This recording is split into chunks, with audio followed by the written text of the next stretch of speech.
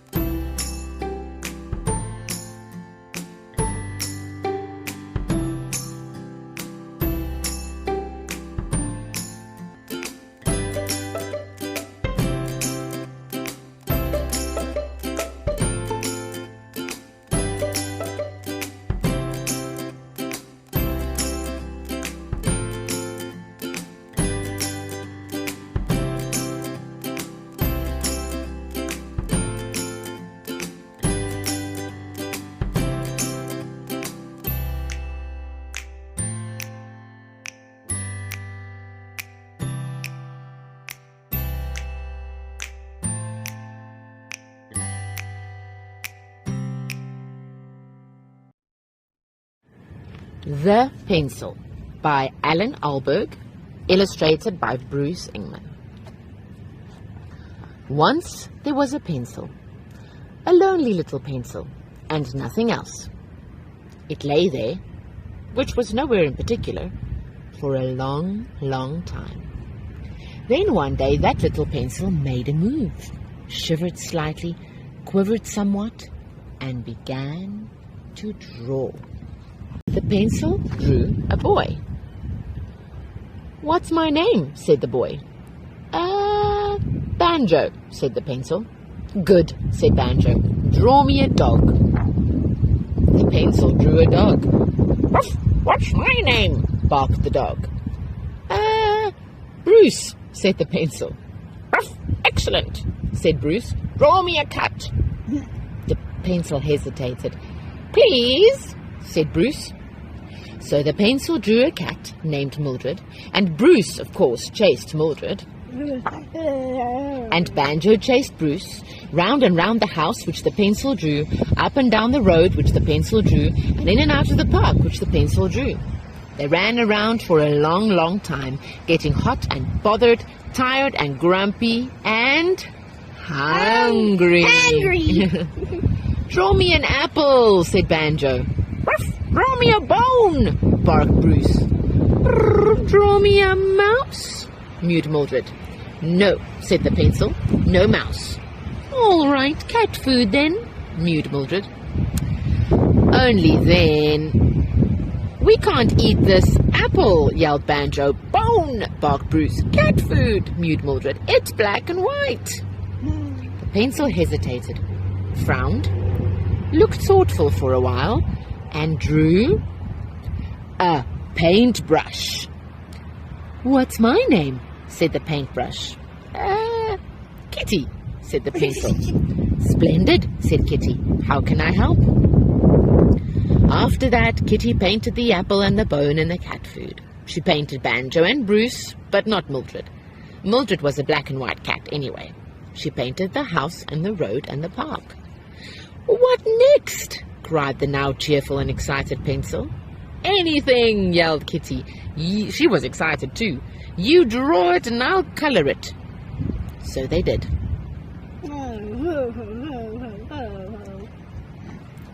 Banjo got a little sister named Elsie, and a mom and a dad named Mr. and Mrs., some grandmas and grandpas, 3 or 4 cousins, and an Uncle Charlie. Bruce got a friend, an Airedale named Polly, and a ball.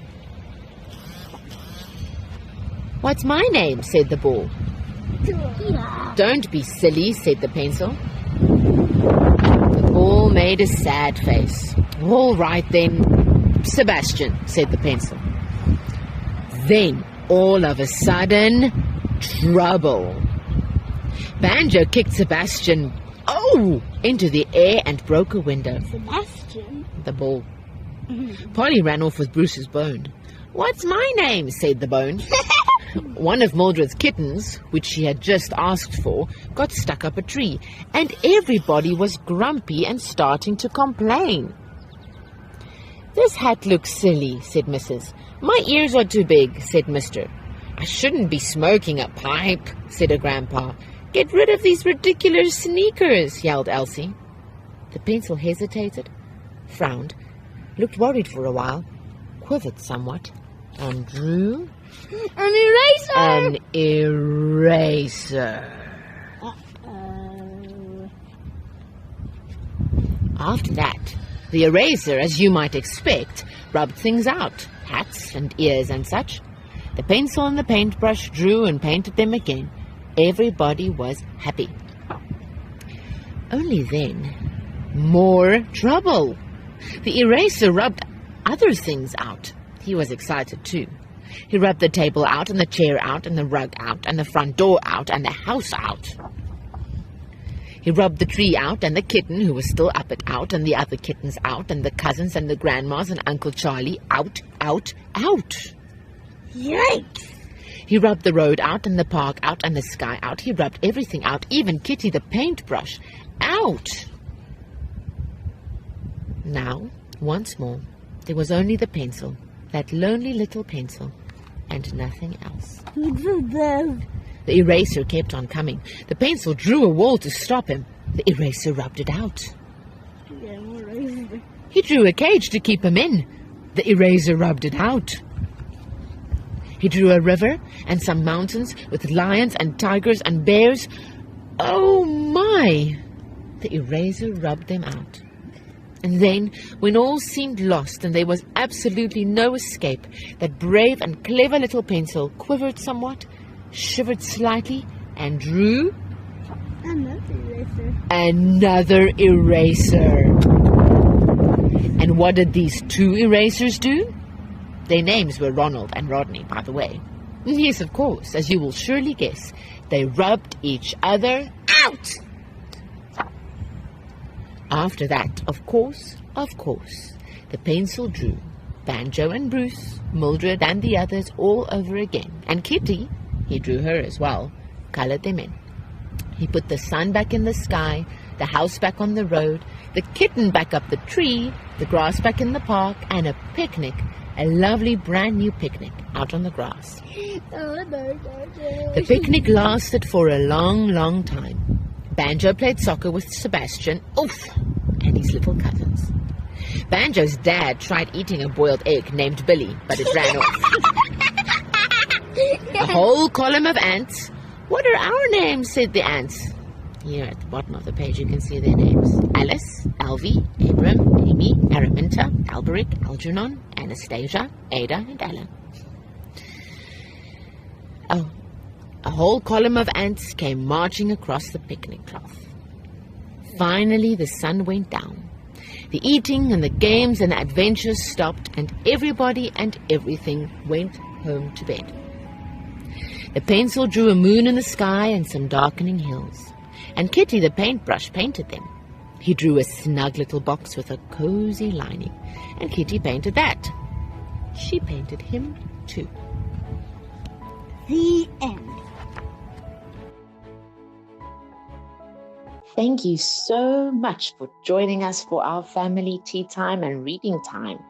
You can send pictures and videos of your favorite books to GraceKidz, that's with a Z, at gracelife.co, not .co.za and not .com, or you can WhatsApp it to +27 21 880 0168. It would be awesome to hear from you and see what you're doing, and we might share it on tomorrow's program. Have a great day.